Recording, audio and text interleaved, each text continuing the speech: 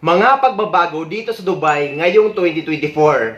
Kaya kung taga Dubai ka or kung pupunta ka dito sa Dubai, ay dapat mo itong malaman. Dahil simula ngayon January 15, 2024, ay yung dating 5 dirham na pwedeng i-top up or minimum na pwedeng ilaman sa ating Nol card na ginagamit natin sa pagsakay sa metro train at sa bus ay magiging 20 dirham na. So, hindi na pwede yung 5 dirham or yung 10 dirham simula January 15, 2024 dahil magiging 20 dirham na ang minimum. Pero sa mga one-time ride lang ay hindi nyo naman kailangan bumili ng Nol card dahil pwede kayo bumili ng single ride ticket sa ticketing booth. Dahil ang advisable lang gumamit ng Nol card is yung araw-araw na gumagamit ng metro train or sumasakay sa metro train at sa Dubai bus.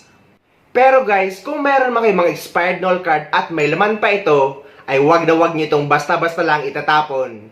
Dahil yung laman ng expired Nol card nyo ay pwede nyo pa itong magamit sa pagbili sa mga Zoom store or kahit sa supermarket gaya ng Lulu Hypermarket or ng Carrefour. Pwede nyo ring i-request sa mga ticketing counter sa mga metro station na yung laman sa expired Nol card nyo ay ililipat nyo sa bago nyong biling Nol card. So, wag na wag nyong basta lang itatapon yung expired Nol card nyo na may laman pa.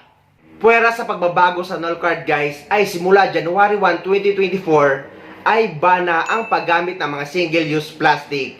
So, kapag mamimili tayo sa mga grocery guys, ay kailangan na natin magdala ng sarili nating eco bag. Dahil pinagbabawal na ito dito sa Dubai. Noong nakaraang taon ay ang bawat plastic or yung mga single-use plastic ay ginawa lang may bayad.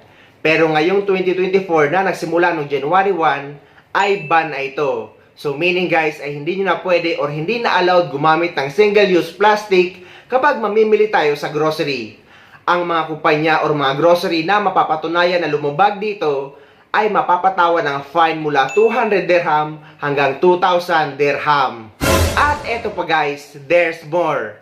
Yung paborito nating lotto game dito sa United Arab Emirates na napakarami ng Pilipino ring naging mayaman dahil dito na Mazuz Draw at Emirates Draw ay pansamantalang pinasara or pinatigil ng UAE government dahil sa bagong batas nila tungkol dito.